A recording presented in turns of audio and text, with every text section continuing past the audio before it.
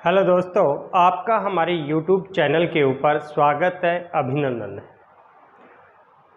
शिक्षा मनोविज्ञान के ऊपर हम कई दिनों से परिचर्चा कर रहे हैं। उसी कड़ी में आज साथियों आपसे मैं बातचीत करने के लिए आया हूं एक नए टॉपिक के साथ, और उस टॉपिक का नाम है समायोजन, एडजस्टमेंट।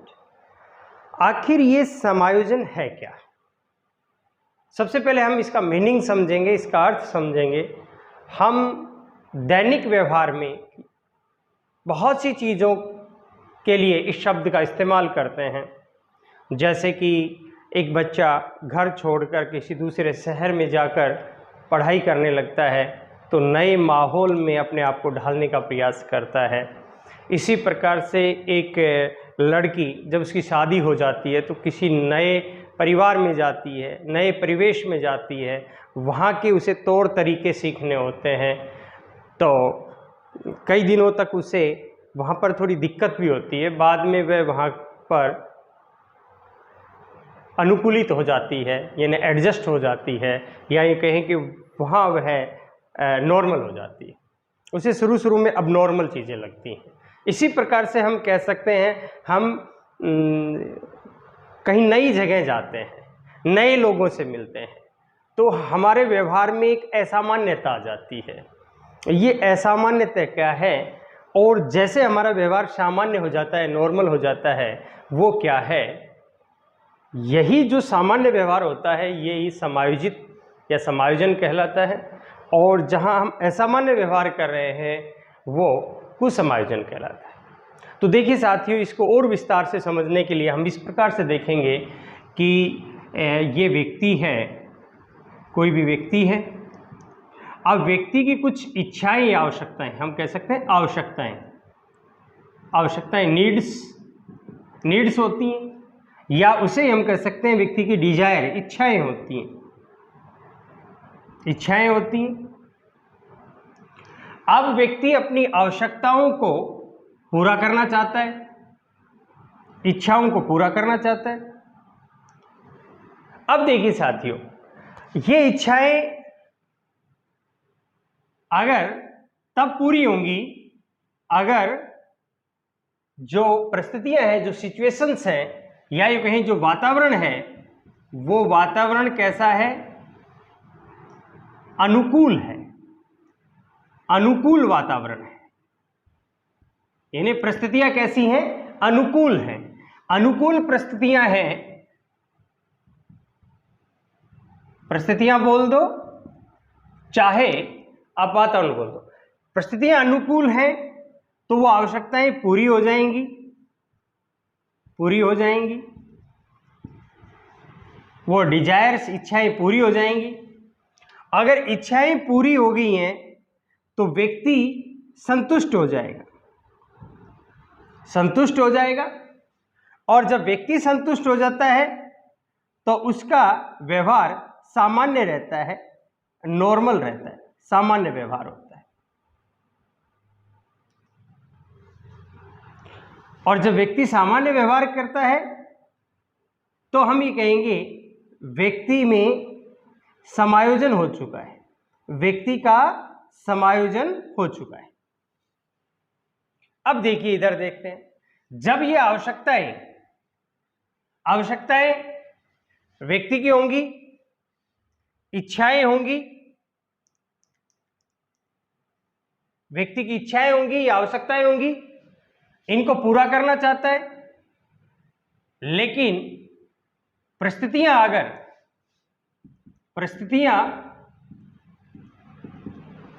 क्या होंगी? प्रतिकूल होंगी, विपरीत होंगी। तो ये परिस्थितियां प्रतिकूल होंगी तो आवश्यकताओं को क्या नहीं करने देंगी, या इच्छाओं को क्या नहीं करने देंगी? पूरा नहीं करने देंगी, पूरी नहीं होंगी। आवश्यकताएं या इच्छाएं पूरी नहीं होंगी, और जब आवश्यकताएं इच्छाएं पूरी नहीं होंगी तो व्यक्ति का व्यवहार कैसा रहेगा? असामान्य रहेगा, अबनॉर्मल रहेगा, असामान्य व्यवहार रहेगा। और जब असामान्य व्यवहार होता है उसको साथियों हम क्या कहेंगे? उसको साथियों हम कहेंगे कुसमायोजन कुसमायोजन या उसे ही हम असमायोजन, कुसमायोजन या असमायोजन कहेंगे। तो देखिए इधर का जो पार्ट है साथियों, ये एडजस्टमेंट है,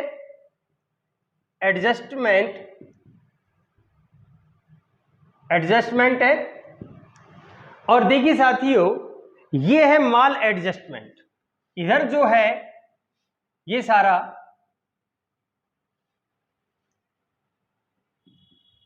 माल एडजस्टमेंट यानी कुसमायोजन।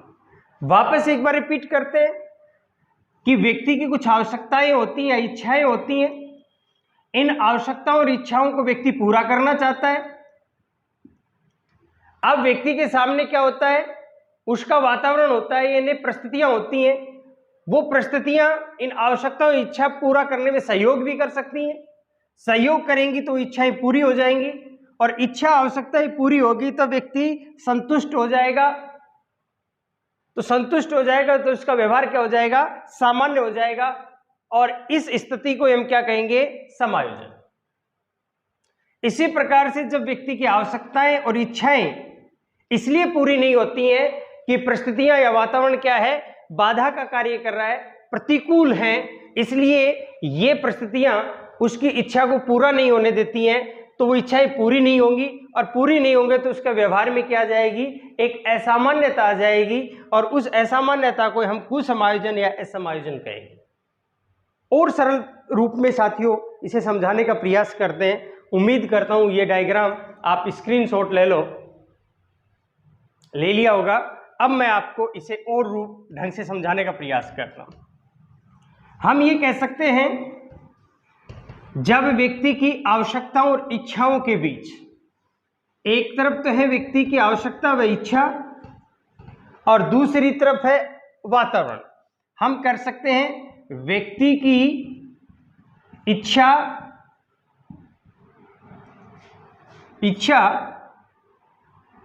व आवश्यकता बोल दो या इच्छा। एक तरफ तो है व्यक्ति की इच्छा और आवश्यकता, और दूसरी तरफ है वातावरण। अगर इनके बीच में तालमेल स्थापित हो जाता है, इन दोनों के बीच में क्या स्थापित हो जाता है, तालमेल यानी सामंजस्य स्थापित हो जाता है, सामंजस्य बन जाता है। सामंजस्य किस में बन रहा है, आवश्यकता में व्यक्ति की में और वातावरण में। अगर इनमें सामंजस्य बन जाता है, तालमेल बन जाता है, तो इस स्थिति को, इस सिचुएशन को, इस स्थिति को, तालमेल की स्थिति को, सामंजस्य की स्थिति को समायोजन कहते हैं, समायोजन। और इसके ठीक विपरीत कुसमायोजन क्या होगा, व्यक्ति की इच्छा या आवश्यकता और वातावरण के बीच में तालमेल नहीं बन पाता है, तालमेल नहीं बन पाता है, अर्थात सामंजस्य नहीं बन पाता है। तो उस स्थिति को, सिचुएशन को क्या कहेंगे, कुसमायोजन, माल एडजस्टमेंट, कुसमायोजन कहेंगे। अब देखिए, अब आपको लगता होगा कि समायोजन में व्यक्ति अपनी आवश्यकताओं को और वातावरण में एडजस्ट कैसे करता है, यानी तालमेल कैसे स्थापित करता है। भाई आवश्यकताएं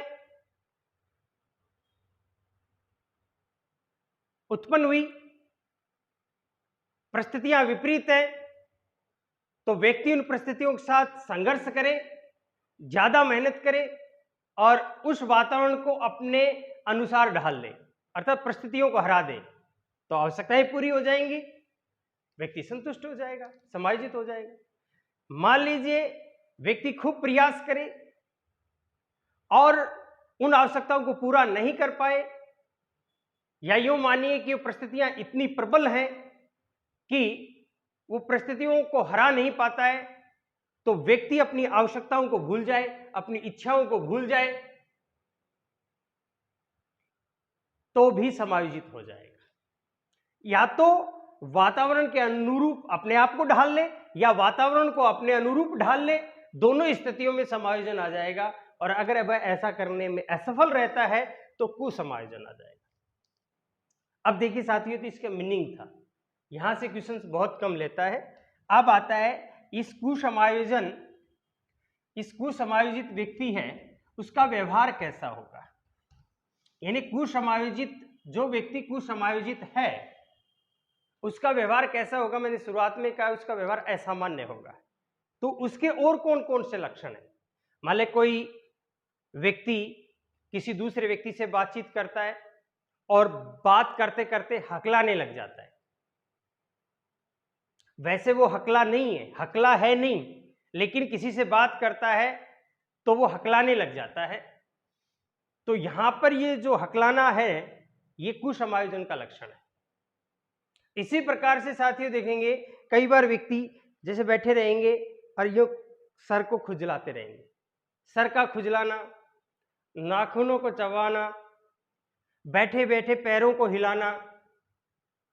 इसी प्रकार से साथियों संवेगीय अस्थिरता, यानी अत्यधिक क्रोध का आना, अत्यधिक आनंदित होना, सामान्य सी बात है और खुशी से फूल ही नहीं समाता है, और छोटी सी बात है और बहुत ज्यादा क्रोधित हो जाता है।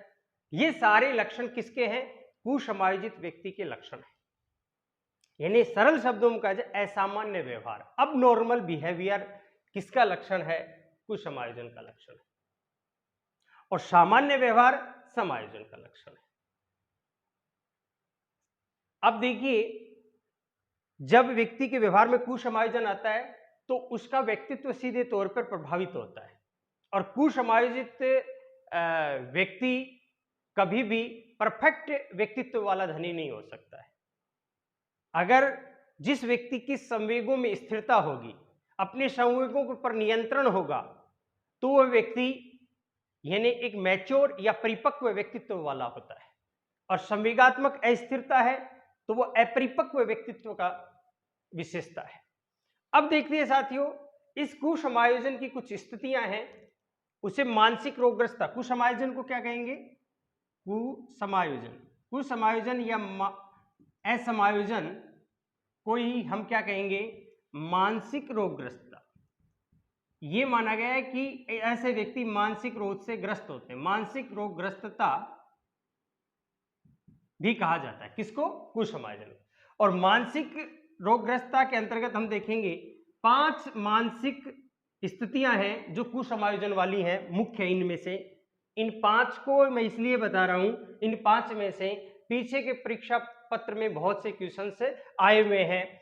तो 5 स्थितियां हैं, मानसिक स्थितियां हैं। और ये कैसी मानसिक स्थितियां हैं? कुसमायोजन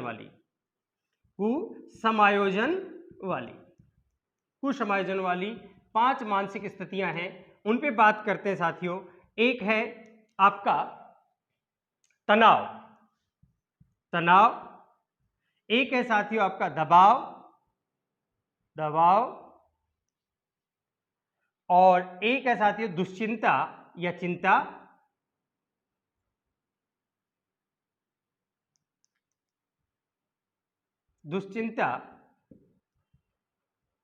और एक साथियों इसी प्रकार से है द्वंद्व या अंतर्द्वंद या संघर्ष, कॉन्फ्लिक्ट, और एक साथियों है भग्नाशा या कुंठा। देखिए साथियों, इनमें क्या करता है एग्जामिनर? एक एग्जाम्पल देता है और उस एग्जाम्पल से पूछता है कि व्यक्ति तनाव में है, दबाव में है, दुश्चिंता में है, द्वंद्व में है, भग्नाशा में। तो आपको इनमें ये सारी की सारी कौन सी स्थितियां हैं? मानसिक रोगग्रस्तता की स्थितियां हैं, कुसमायोजन वाली स्थितियां हैं। लेकिन इनमें हमें क्या अंतर है उसको समझना जरूरी है। जैसे लेते हैं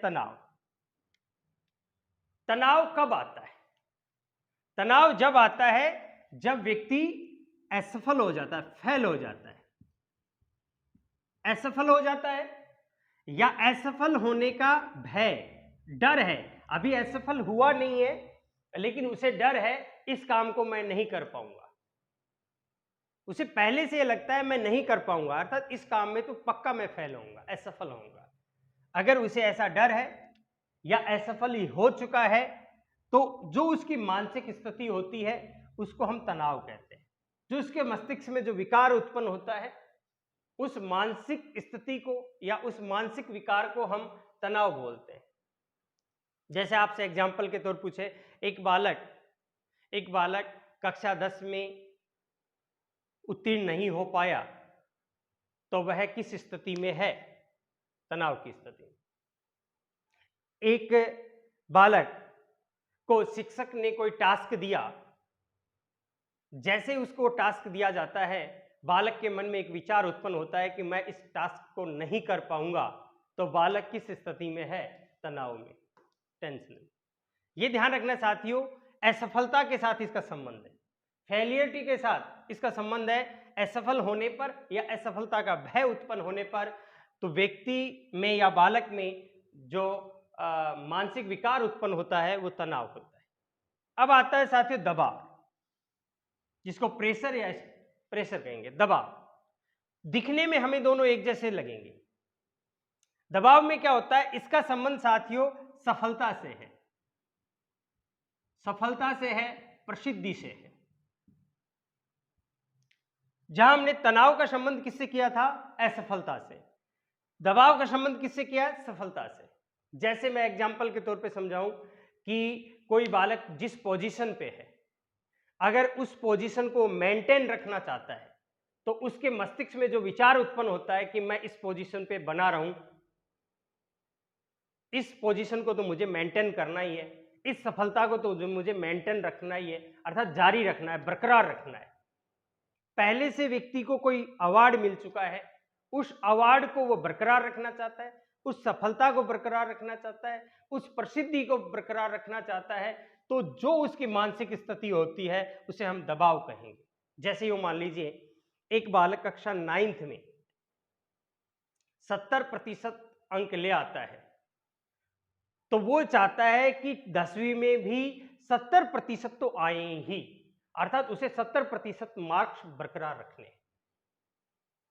जैसे कि एक एग्जाम्पल के तौर पे कहें कि एक क्रिकेट का खिलाड़ी पहले मैच में सेंचुरी मार देता है, तो दूसरा मैच खेलते समय भी उसके ऊपर एक ऑडियंस की अपेक्षाओं का दबाव रहता है कि सेंचुरी मारेगा, और उसके मस्तिष्क में भी चलता रहता है कि हाँ मुझे आज शतक लगाना है, सेंचुरी मारनी। अर्थात पहले वाली सफलता को क्या रखना चाहता है? बरकरार रखना चाहता है, जारी रखना चाहता है। तो वो किस में होता है साथियों? दबाव में होता है। अब आता है दुश्चिंता। दुश्चिंता या चिंता, इसमें क्या होता है साथियों?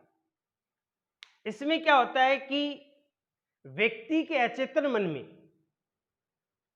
अनकॉन्शियस माइंड में जो चीजें हैं, अतृप्त इच्छाएं हैं, डिजायर्स हैं, जिनको उसने सरफेस कर दिया है, दबा दिया है, या जिनको वो पूरा नहीं कर पाया है, या उसके जीवन में कुछ बुरा घटना घट गई है और उसको वह भूल चुका है, अर्थात वो किसकी में है? अचेतन मन में है। अचेतन मन की बातें जब चेतन मन में आने लगती हैं तो उसके व्यवहार में एक असामान्यता आती है, उसके मस्तिष्क में एक विचलन उत्पन्न होता है। तो इस विचलन को या असामान्यता को ही हम क्या कहेंगे? दुश्चिंता। जैसे एग्जाम्पल के तौर पे आप यूं देखें, एक महिला, 40 वर्षीय महिला किसी फिल्म को देख रही है और उस फिल्म में ऐसी घटना दिखाई जा रही है कि उसके बचपन में उसके साथ घटी हुई घटना के जैसी है। यानी उस फिल्म में जो घटना दिखाई जा रही है, जो सीन दिखाई जा रहा है, वैसी ही घटना उस महिला के जीवन में, उसके बचपन में घटित हो चुकी है। तो अब वह जो घटना घटित हुई थी उसके बचपन में, वह उसकी चेतना में आने की कोशिश, चेतन मन में आती। जैसे चेतन मन में आती है, महिला को पसीने आने लगते हैं, महिला विचलित होने लगती है, महिला का हाव भाव बिगड़ने लगते हैं, अर्थात उस स्थिति को हम दुश्चिंता कहें।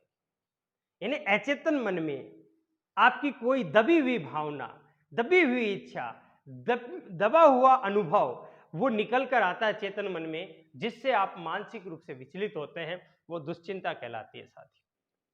फिर आता है, इसमें क्वेश्चंस काफी आते हैं, द्वंद्व, अंतर्द्वंद, कॉन्फ्लिक्ट, यानी अंतर द्वंद्व, अंतर्द्वंद। द्वंद्व बोल दो, अंतर्द्वंद बोल दो, संघर्ष बोल दो। कॉन्फ्लिक्ट शब्द होता है, कॉन्फ्लिक्ट। तो ये द्वंद्व या संघर्ष क्या है साथी? देखिए, द्वंद्व या संघर्ष अपने को लग रहा है लड़ाई, टकराव। तो ये टकराव कहां होगा? मस्तिष्क में होगा। किस में होगा? विचारों में होगा। जब व्यक्ति के मस्तिष्क में दो विचार उत्पन्न होते हैं और दोनों साथियों ऐसे होते हैं कि जिसकी वजह से व्यक्ति निर्णय लेने में व्यक्ति को मुश्किल होती है।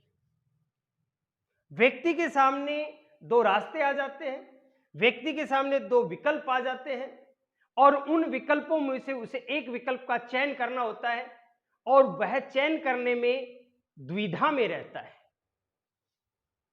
डिलेमा में रहता है कि ये चयन करूं या ये चयन करूं, इसको छोड़ूं या इसको छोड़ूं। इस प्रकार से वह अनिर्णय की स्थिति में होता है। जब व्यक्ति निर्णय नहीं कर पाता है, डिसीजन नहीं ले पाता, निर्णय नहीं कर पाता है, तो वह किस में होता है साथियों? द्वंद्व में होता है। और निर्णय क्यों नहीं कर पा रहा है? उसके सामने दो विकल्प है, दो मार्ग हैं, दो रास्ते हैं, इसलिए वह चयन नहीं कर पा रहा है। अब वो दोनों रास्ते उसके लिए अच्छे भी हो सकते हैं, दोनों ही रास्ते वो बेकार भी हो सकते हैं, अर्थात दोनों ही विकल्पों को वो रखना भी चाहता है, दोनों ही विकल्पों से वो बचना भी चाहता है, या एक विकल्प को रखना चाहता है, एक विकल्प को छोड़ना चाहता है। कोई भी वजह हो सकती है, मैं आगे बात करूंगा, लेकिन वह निर्णय नहीं कर पा रहा है, अर्थात किसी एक विकल्प का चयन नहीं कर पा रहा है या एक विकल्प को छोड़ नहीं पा रहा है। जब इस अनिर्णय की स्थिति को साथियों क्या कहा गया है? द्वंद्व या अंतर्द्वंद, कॉन्फ्लिक्ट। तो यहां पर ज्यादा क्वेश्चन आते हैं, इसलिए इसको विस्तार समझेंगे। अब ये आते हैं साथियों,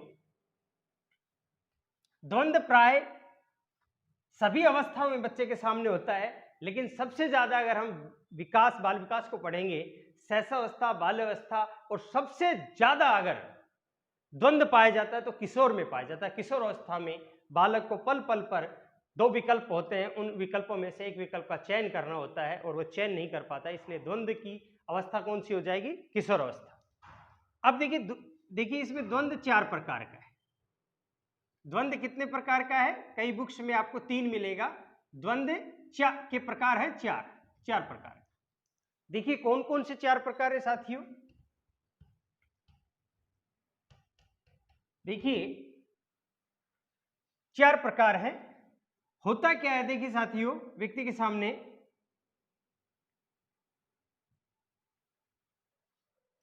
एक है जिसे कहा जाएगा अप्रोच कॉन्फ्लिक्ट, यानी उपागम द्वंद्व। इंग्लिश शब्द है अप्रोच कॉन्फ्लिक्ट, यानी कि इसे हिंदी में दूसरा नाम क्या जाता है?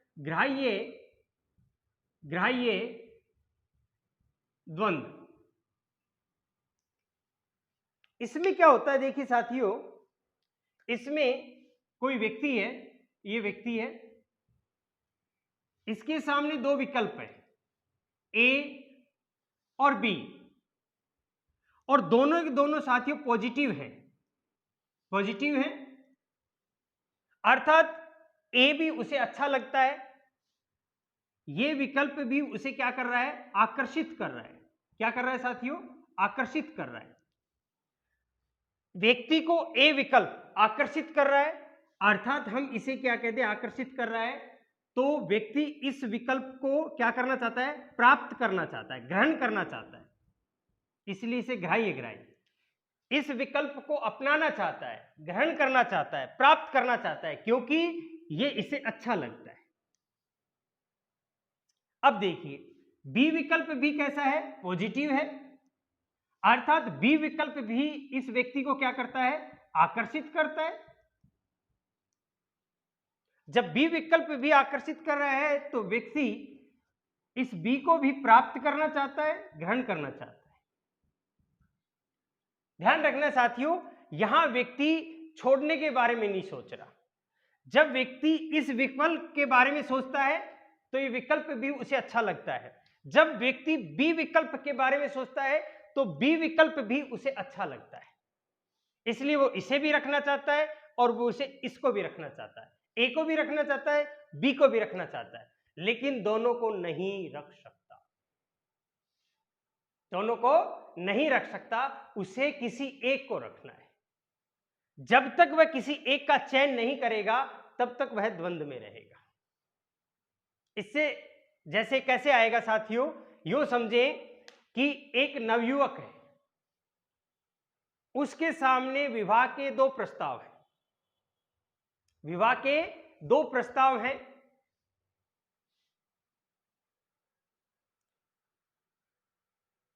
और दोनों ही लड़की सुंदर है। दो प्रस्ताव हैं, दोनों ही लड़की सुंदर है। अब वो जब इस लड़की की फोटो देखता है तो उसे बहुत अच्छी लगती है, वो इसे भी रखना चाहता है। दूसरी लड़की की फोटो देखता है तो उसे लगता है कि यार ये भी बहुत सुंदर है। अब वो डिसाइड नहीं कर पा रहा है कि वो किसके साथ शादी करे। इसी प्रकार से और एग्जांपल ले सकते हैं, किसी नवयुवक के सामने दो ज्वाइनिंग लेटर आ चुके हैं, नियुक्ति पत्र दो सर्विस से आ चुके हैं। जैसे कि मान लीजिए एक कॉलेज का प्रोफेसर है और एक सेना का ऑफिसर है। अब वो सोचता है, सेना का ऑफिसर का डेकोरम देखता है तो उसे बहुत अच्छा लगता है कि यहां जाकर एक अलग ही प्रकार का सम्मान मिलेगा, वो उसे आकर्षित करती। लेकिन जब वो देखता है यार घर से बहुत ज्यादा दूर रहना पड़ेगा माता पिता से, फिर उसके पास दूसरा विकल्प क्या है, कॉलेज प्रोफेसर, कॉलेज लेक्चरर। जब कॉलेज के लेक्चरर के बारे में सोचता है तो भी उसे अच्छा लगता है कि यार दिन में 2 या 3 लेक्चर लेने हैं बस, और कोई काम नहीं। तो वह कॉलेज लेक्चरर को भी नहीं छोड़ना चाहता है और वह छोड़ना नहीं चाहता है सेना के ऑफिसर के पद को भी। तो वो निर्णय नहीं कर पाता है कि मुझे कौन सा प्राप्त करना है, मुझे आखिर में कौन सा पद ग्रहण करना है। तब तक वह निर्णय नहीं कर पाता, वो द्वंद्व में रहेगा।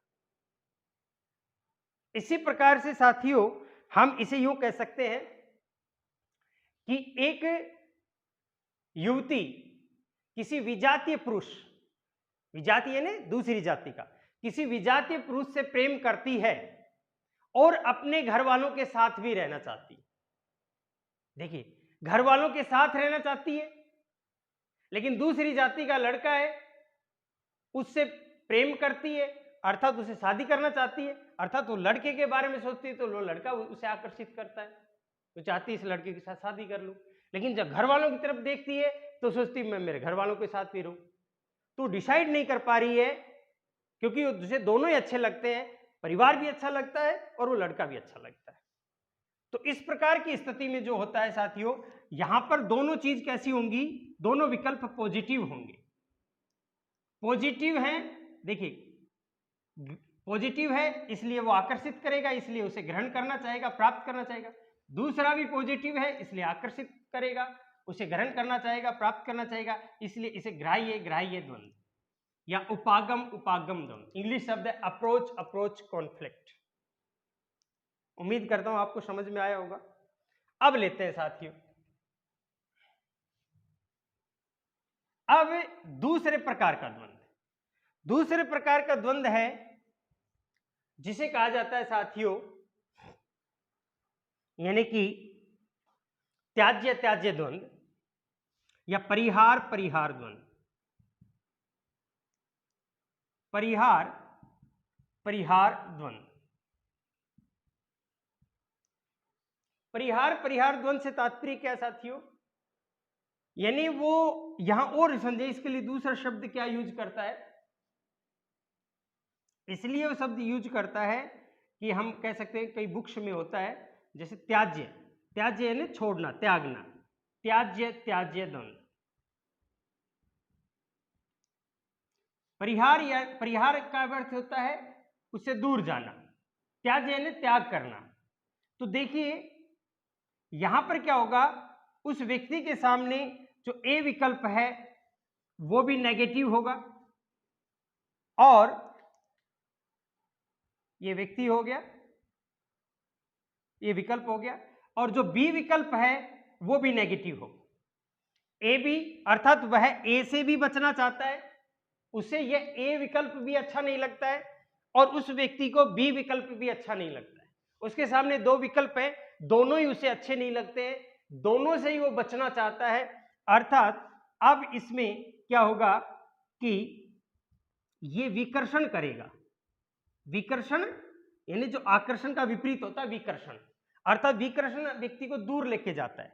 जब उसे वह अच्छा नहीं लगेगा, व्यक्ति को ए विकल्प अच्छा नहीं लगता है, इसलिए व्यक्ति के अंदर विकर्षण पैदा होगा और विकर्षण पैदा होगा तो व्यक्ति उससे दूर जाना चाहेगा, दूर जाना चाहेगा या बचना चाहेगा, उस विकल्प से बचना चाहेगा। इसी प्रकार से जब बी विकल्प के बारे में व्यक्ति सोचता है तो बी विकल्प भी उसे अच्छा नहीं लगता है, तो यहां भी व्यक्ति के अंदर विकर्षण पैदा होगा और विकर्षण पैदा होगा तो साथियों इससे भी वह व्यक्ति बचना चाहेगा। अर्थात इसके लिए यूं समझे कि व्यक्ति को यह कह दिया जाए कि भाई तुझे ए छोड़ना है या बी छोड़ना होगा, दोनों ही छोड़ दो भाई, न मुझे ए चाहिए न मुझे बी चाहिए। अर्थात लेकिन उसको कहा नहीं नहीं नहीं, दोनों में से तुझे एक तो रखना ही पड़ेगा। यहां व्यक्ति प्राप्त करने के बारे में नहीं सोच रहा है, यहां व्यक्ति बचने के बारे में सोच रहा है कि भाई इससे भी बच लूं, इससे भी बच लूं। लेकिन लोगों ने कह दिया नहीं, बच नहीं सकता, तुझे एक का तो चयन करना ही होगा। तो व्यक्ति के सामने कैसी स्थिति होगी है, इधर कुआं इधर खाई। कह दिया जाए एक व्यक्ति को बीच में खड़े करके बोल कुएं में गिरेगा या खाई में, तो कहेगा भाई न तो कुएं में गिरना मेरे को, न खाई में गिरना, मुझे यहां से निकाल लो। वो कहेंगे नहीं, अब तेरे को डिसाइड ही करना है, चाहे कुएं में गिर जा चाहे खाई में। तो व्यक्ति क्या करेगा, खाई में गिर जाएगा, कुएं में बचने के चांस कम। यानी दोनों ही, कुआं भी उसे क्या करेगा, कुएं से भी वो बचना चाहता है और खाई से भी बचना चाहता है, लेकिन इसकी मजबूरी है, एक में तो कूदना पड़ेगा। यानी दोनों विकल्प क्या है उसके सामने, विकर्षण का कार्य करें, दोनों विकल्प उसके लिए नेगेटिव हैं, तो वहां पर जो द्वंद्व होगा वो कैसा होगा, परिहार परिहार द्वंद्व। इसके लिए एग्जाम्पल देता हूं आपको साथियों, एग्जाम्पल देता हूं जिससे आपको अच्छे से समझ में आ जाएगा। एग्जाम्पल इस प्रकार से है, एक व्यक्ति, एक बालक है, गणित में रुचि नहीं है, गणित पढ़ने में उसकी रुचि नहीं है, लेकिन माता पिता उसे इंजीनियर के रूप में देखना चाहते हैं, इसलिए उसे अनिवार्य विषय दिलाते हैं। अनिवार्य रूप से किसकी स्टडी करवाते हैं, अनिवार्य रूप से किसकी स्टडी करवाते हैं, गणित की। यानी इलेक्टिव सब्जेक्ट के रूप में, कंपल्सरी रूप में इलेक्टिव सब्जेक्ट होगा जो उसका चयन करेगा वो गणित। यानी उसे 10वीं के पास करने के बाद में उसे गणित दिला देते हैं। क्यों दिला देते हैं, क्योंकि माता पिता उसे इंजीनियर देखना चाहते हैं, इंजीनियर। अब देखिए, अगर वह गणित नहीं लेता है, इंजीनियरिंग की पढ़ाई नहीं करता है, तो माता पिता को दुख होगा, दुख होगा। तो वह अपने माता पिता को भी दुखी नहीं करना चाहता, नहीं करना चाहता। अर्थात वह इस स्थिति से बचना चाहता है। किस स्थिति से, कि उसके माता पिता दुखी न, उसके माता पिता दुखी हो, इस स्थिति से बचना चाहता है। और वह गणित भी नहीं पढ़ना चाहता, वह इस स्थिति से भी बचना चाहता है कि उसे गणित पढ़ना पड़े। गणित पढ़ने से भी बचना चाहता है, यानी गणित पढ़ने से भी बचना चाहता है। तो क्या हो गया, गणित उसके लिए किसका कार्य कर रही है, विकर्षण का कार्य कर। और माता पिता दुखी होंगे अगर वह इंजीनियर नहीं बनेगा, तो इस स्थिति से भी वो बचना चाहता है। वो नहीं चाहता है कि उसके माता पिता दुखी हो। इसलिए माता पिता दुखी होंगे, कब होंगे? जब वो इंजीनियर नहीं बनेगा। जब वो इंजीनियर नहीं बनेगा, माता पिता दुखी होंगे, तो इस स्थिति से भी वो बचना चाहता है। उसके माता पिता दुखी हो, इस स्थिति से बचना चाहता है। और अर्थात ये स्थिति भी उसके लिए किसका कार्य कर रही है? विकर्षण का कार्य कर रही है। तो देखिए दोनों विकर्षण आ गए। गणित वो पढ़ना नहीं चाहता है, अर्थात गणित पढ़ने से वो बचना चाहता है, और माता पिता दुखी होंगे, इससे भी वो बचना चाहता है। दोनों पक्ष क्या है? दोनों विकल्प क्या है? नेगेटिव है। इसलिए साथियों ये क्या बन जाएगा? परिहार परिहार द्वंद्व। इसी प्रकार से और भी बहुत से एग्जाम्पल हैं साथियों, कि एक व्यक्ति जो सेना में है, एक व्यक्ति जो सेना में है और वह युद्ध की घोषणा होने पर युद्ध से भी बचना चाहता है, युद्ध करने की उसमें हिम्मत नहीं है, लेकिन अगर सेना छोड़ के जाता है तो गांव में उसकी बेइज्जती होगी, अपयश मिलेगा। तो वो ही चाहता है कि ऐसा काम हो जाए, न तो मुझे युद्ध करना पड़े और न ही मुझे सेना से भागना पड़े। तो न तो वो सेना से भागना चाहता है और न ही वो युद्ध करना चाहता है। तो वो युद्ध से भी बचना चाहता है, और बचना किससे चाहता है? अपयश से भी बचना चाहता है। इसलिए वो बेइज्जती से भी बचना चाहता है। तो दोनों जगह जब बचने की बात आए, दोनों जगह बचने की बात आए, अर्थात दोनों स्थिति उसे आकर्षित नहीं कर रही है, क्या कर रही है? विकर्षित कर रही है। तो साथियों वो क्या हो जाएगा? वो परिहार परिहार द्वंद्व हो जाएगा। यहां पर दोनों के दोनों विकल्प क्या है? नेगेटिव है। नेगेटिव है, इसलिए वो बचना चाहता है। ऐसे और भी ढेरों एग्जाम्पल्स वो बना सकता है एग्जामिनर। आपको ये देखना है उसमें जो दोनों विकल्प दिए हैं, अगर वो दोनों विकल्प पॉजिटिव है तो क्या हो जाएगा? उपागम उपागम द्वंद्व। अगर दोनों नेगेटिव हैं तो परिहार परिहार द्वंद्व। अब तीसरा रूप लेके चलते हैं, तीसरा प्रकार साथियों।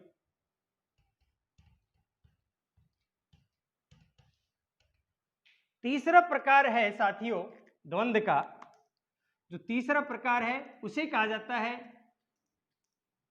परिहार ग्राह्य परिहार द्वंद्व। जैसे इसके, अब तो आपको इसके नाम से पकड़ में आने लगा। ग्राह्य यानी जिसे प्राप्त करना चाहेगा, जो आकर्षित करेगा। क्या करेगा? आकर्षित। और आकर्षित कौन सा करेगा साथियों? जो पॉजिटिव होगा। अगर विकल्प पॉजिटिव होगा तो वह व्यक्ति को क्या लगेगा? अच्छा लगेगा। अच्छा लगेगा तो व्यक्ति उसे, वो व्यक्ति को आकर्षित करेगा, व्यक्ति उसे प्राप्त करना चाहेगा। लेकिन अगर परिहार है तो व्यक्ति क्या करना चाहेगा? बचना चाहेगा। क्यों बचना चाहेगा? क्योंकि वह विकल्प उसे विकर्षित करेगा। विकर्षित करेगा अर्थात क्यों करेगा विकर्षित? क्योंकि विकल्प नेगेटिव है। जब एक ही बार, एक ही समय पर एक बार व्यक्ति सोचता है तो उस चीज को प्राप्त करना चाहता है, फिर उसी टाइम पे सोचता है तो व्यक्ति उससे बचना चाहता है। यानी व्यक्ति के सामने कोई ऐसी सिचुएशन आ गई है, कोई ऐसी चीज आ गई है जिसको वो चाहता भी है और जिससे वो बचना भी चाहता है, अर्थात जिसको प्राप्त भी करना चाहता है और उससे भागना भी चाहता है। एक साथ दोनों स्थितियां साथी। उसी चीज को वो अपनाना भी चाहता है और उसी चीज से वो भागना भी चाहता है। एग्जाम्पल से आपको समझ में आए। मैं कहता ग्राह्य का मतलब है साथियों पॉजिटिव, परिहार का अर्थ है नेगेटिव, बस इतना ध्यान रखें। तो यहां दोनों, जैसे कि एक शराबी व्यक्ति है, आदतन शराबी हो चुका है, डॉक्टर ने उसे नसीहत दे दी है कि ज्यादा शराब पिएगा तो तू मर जाएगा। अब वो डॉक्टर की नसीहत को सोचता है, तब तो वह शराब उसके सामने रखी, वो सोचता है शराब नहीं पीऊंगा, अर्थात शराब उसे किसका कार्य कर रही है? विकर्षण का कार्य कर रही है। लेकिन उसने शराब बहुत जीवन में बहुत पी है, उस आनंद के बारे में सोचता है, तब वह उसे शराब को पीना चाहता है। अब शराब उसे क्या कर रही है? आकर्षित कर रही है। तो कभी तो सोचता है, जब डॉक्टर का विचार ख्याल आता है उसके मन में, तब तो सोचता है छोड़ दे यार, छोड़ दे बुरी चीजें। लेकिन जैसे उसे शराब के आनंद की अनुभूति होती है जो जीवन में पहले पी है, तो सोचता है आज आज तो पी लेता हूं।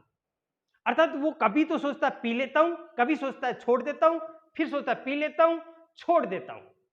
इस स्थिति में, जब मनोस्थिति में होता है, वो निर्णय नहीं कर पाता है कि शराब पीनी है या नहीं पीनी है। तो इस स्थिति को साथियों कहा जाएगा ग्राह्य परिहार द्वंद।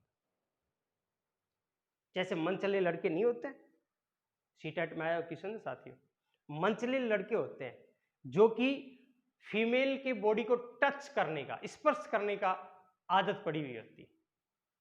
तो ऐसे लड़के क्या करते हैं, बस के अंदर भीड़ है और किसी महिला के पास खड़े हैं, तो वो सोचते हैं कि कभी मन करता है टच कर दूं उस महिला को। फिर उनका विचार करता है पब्लिक ज्यादा है, पब्लिक पीटेगी, तो पब्लिक की पिटाई का विचार आता है, तब तो सोचते हैं रहने दे यार, पिटाई हो जाएगी। अर्थात पब्लिक की पिटाई से वो बचना चाहता है। अर्थात पब्लिक की पिटाई उसके लिए क्या कर रही है, विकर्षण का कार्य कर रही है, नेगेटिव का कार्य कर रही है। और जब उसे टच, महिला के जो टच की जो उसे आदत पड़ी हुई है, बॉडी टच की, वो उसे आनंद देता है, इसलिए वो उसके लिए पॉजिटिव, अच्छा लगता है उसको। तो जब महिला के टच के अनुभव उसके दिमाग में चढ़ता है, तो वो सोचता है आज आज तो टच कर ही लेता हूं। फिर उसका मन कहता है नहीं पब्लिक पीटेगी, तो वो सोचता है, कभी तो सोचता है टच कर लूं, कभी सोचता है टच नहीं करूं, टच कर लूं नहीं करूं। तो ऐसी स्थिति में होता है ग्राह्य परिहार द्वंद। इसी प्रकार से एक नवयुवक के सामने दो वैवाहिक प्रस्ताव हैं। एक नवयुवक के सामने दो वैवाहिक प्रस्ताव हैं। एक नवयुवक के सामने वैवाहिक प्रस्ताव है, क्या है, लड़की सुंदर है, लड़की सुंदर है किंतु गरीब है। लड़के पे जोड़ सकते हो। एक लड़की के सामने वैवाहिक प्रस्ताव है, लड़की सुंदर है किंतु गरीब है। जब उसकी गरीबी के बारे में सोचता है, तो सोचता है इससे शादी नहीं करूं। जब लड़का उस लड़की की फोटो देखता है, तो वो लड़की उसे आकर्षित करती है, सोचता है इसे शादी कर लूं। तो वो डिसाइड नहीं कर पा रहा है कि इस लड़की के साथ शादी करूं या नहीं करूं। जब लड़की की सुंदरता के बारे में सोचता है, तो सोचता है कि हाँ मुझे शादी कर लेनी चाहिए। लेकिन फिर उसके मस्तिष्क में विचार आता है उसकी आर्थिक स्थिति का, तो वह वो लड़की सोचती है कि नहीं, मुझे इस लड़के के साथ जीवन कैसे निकालूंगी, गरीब है तो उससे बचना चाहती है। अब वो डिसाइड नहीं कर पा रही लड़की कि इस लड़के के साथ मुझे शादी करनी है या नहीं करनी। जब उसकी सुंदरता के बारे में सोचती है, तो सोचती है कि मुझे कर लेनी चाहिए। जब उसकी गरीबी के बारे में सोचती है, लड़के की गरीबी के बारे में, तो सोचती है कि नहीं, इससे मुझे बचना चाहिए, मुझे इससे शादी नहीं करनी चाहिए। तो ऐसी सिचुएशन को साथियों कहा जाता है ग्राह्य परिहार द्वंद। इसी प्रकार से साथियों एक बार आया हुआ क्वेश्चन सीटेट का आपके बीच में रख रहा हूं। एक नवयुवक के पास उसकी प्रेमिका का फोन आता है, तो वह अपनी प्रेमिका से मिलना चाहता है। क्या कर रहा है, प्रेमिका से मिलना चाहता है, यानी प्रेमिका उसे आकर्षित कर रही है। लेकिन उसे डर लगता है कि अगर पत्नी को पता लग गया तो तेरे को तलाक दे देगी। तो पत्नी का ख्याल आता है, तब तो वह उससे मिलने नहीं जाएगा। सोचता है यार छोड़ यार, पत्नी को पता लग जाएगा, छोड़ नहीं जाएंगे। लेकिन जैसे उसे प्रेमिका के साथ जो वार्तालाप करता है, जो उसके साथ समय बिताता है, जो उसे आनंद देता है, उसके बारे में सोचता है, तो सोचता है चलो मिल के आ जाता हूं। तो अभी वो डिसाइड नहीं कर पा रहा है कि मुझे उस जिस प्रेमिका ने बुलाया उसके पास मुझे जाना है या नहीं जाना है। कभी सोचता है जाना है, कभी सोचता है नहीं जाना है। तो ऐसी सिचुएशन को साथियों कहा जाता है ग्राह्य परिहार द्वंद। उम्मीद करता हूं ये आपको अच्छे समझ में आया होगा। इसमें क्या होगा, एक विकल्प पॉजिटिव होगा, एक विकल्प नेगेटिव होगा। अब लेते हैं साथियों, मुख्य रूप से आपके 3 ही मिलेंगे किताबों में, लेकिन एग्जामिनर चौथे विकल्प के ऊपर भी बात करता है, चौथे प्रकार के ऊपर भी बात करता है। तो वो साथियों आपको बुक्स में नहीं मिलेगा, मैं ही आपको समझा रहा हूं। वो देखिए, उसे कहा जाता है द्विस्तरीय ग्राह्य परिहार द्वंद्व, या जिसे कहा जाता है मिश्रित द्वंद्व, या इसे कहा जाता है बहुस्तरीय द्वंद्व। इसमें क्या होता है साथियों, यहां से पकड़ के चलते हैं, पॉजिटिव भी मिलेगा और नेगेटिव भी मिलेगा, लेकिन उसका लेवल एक नहीं होगा, लेवल होंगे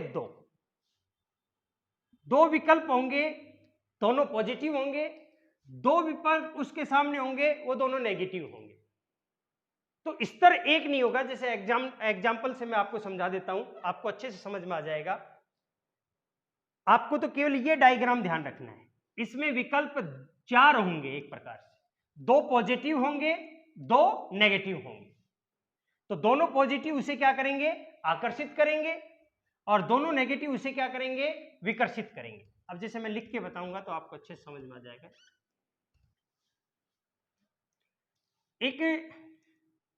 एक लड़की के सामने 2 वैवाहिक प्रस्ताव है। कितने? 2 वैवाहिक प्रस्ताव है। मैं अलग अलग लिखने का प्रस्ताव है, एग्जाम में एक ही लिखेगा, एक ही लाइन में, मैं अलग अलग में लिखने का प्रयास करता हूं। लड़का सुंदर है किंतु गरीब है। एक वैवाहिक प्रस्ताव आपके बीच में आ गया। दूसरा वैवाहिक प्रस्ताव देखें, लड़का अमीर है किंतु कुरूप है। अब देखिए, अगर हम एक एक की बात करें साथियों, लड़का सुंदर है तो सुंदर लड़के के साथ शादी करना चाहेगी या नहीं चाहेगी, अर्थात तो लड़का उसे आकर्षित करेगा। तो क्या हो गया है, पॉजिटिव। ये विकल्प क्या हो गया है, पॉजिटिव। फिर उसी लड़के की गरीबी के बारे में सोचती है, यार लड़का गरीब है तो सोचता पूरा जीवन कैसे निकालूंगी, तो सोचती है नहीं। तो ये विकल्प उसके लिए क्या काम कर रहा है, विकर्षण का, नेगेटिव। तो देखिए यहां पर पॉजिटिव और नेगेटिव, और जब पॉजिटिव नेगेटिव हो जाता है तो उसे पॉजिटिव को क्या करेंगे, अप्रोच यानी ग्राह्य, और नेगेटिव को क्या कहेंगे, नेगेटिव को साथियों करेंगे अपन परिहार। तो देखिए ग्राह्य परिहार द्वंद्व मिल गया है। लेकिन अब क्वेश्चन को आगे पढ़ेंगे। दूसरा प्रस्ताव क्या है, लड़का अमीर है। अरे वाह, मौज होगी भाई, इसके साथ शादी करूंगी तो खूब आराम करूंगी। लड़का अमीर है तो ये उसके लिए क्या है, अच्छी बात है, उस लड़के से वो शादी करना चाहेगी। तो यानी ये पॉजिटिव हो गया है, विकल्प क्या हो गया है, पॉजिटिव, ग्राह्य। किंतु लड़का कुरूप है, लेकिन जैसे ही उसकी फोटो देखती है सोचती है ये तो बहुत ही कुरूप है, सुंदर नहीं है, सखियां क्या कहेंगी, रिश्तेदार क्या कहेंगे, इसलिए उसकी कुरूपता उसे विकर्षित करती है, नेगेटिव हो गया। तो देखिए इस स्तर पे देखते हैं, यहां भी पॉजिटिव नेगेटिव, दूसरे स्तर पे भी पॉजिटिव नेगेटिव। तो दोनों स्तरों पर पॉजिटिव, दोनों स्तरों पर नेगेटिव। तो देखिए है तो मूल रूप से कैसा, ग्राह्य परिहार द्वंद्व, लेकिन स्तर कितने हैं, 2, इसलिए इसे द्वि यानी 2, द्विस्तरीय ग्राह्य परिहार द्वंद्व कहा जाता है, द्वंद्व कहा जाता है। इसे ही कई बार ज्यादातर ये मिलता है द्विस्तरीय ग्राह्य या मिश्रित द्वंद्व कह दिया जाता है। इन द्वंद्वों में बात की जाए साथियों, तो सबसे कठिन किस द्वंद्व में निर्णय लेना सबसे कठिन है, तो वह है ग्राह्य परिहार द्वंद्व में। उससे कम कठिन कहाँ है? तो वो है परिहार में। और सबसे आसान निर्णय लेना कहां पर है? वो है साथियों ग्राह्य यानी अप्रोच कॉन्फ्लिक्ट। ये साथियों आपकी द्वंद्व की स्थितियां थी। अब लेके आते हैं साथियों जो अंतिम मानसिक स्थिति, यानी 5 मैंने बताई थी, 4 को मैं बता चुका हूं, तनाव, दबाव, दुश्चिंता और द्वंद्व, ये बता चुका हूं। एक है साथियों फ्रस्ट्रेशन जिसे हम कहेंगे भग्नाशा। फ्रस्ट्रेशन, यहां मैंने कहा था व्यक्ति फ्रस्ट्रेट हो गया। फ्रस्ट्रेशन या कुंठा या भग्नाशा, ये क्या है? जब व्यक्ति की आवश्यकताएं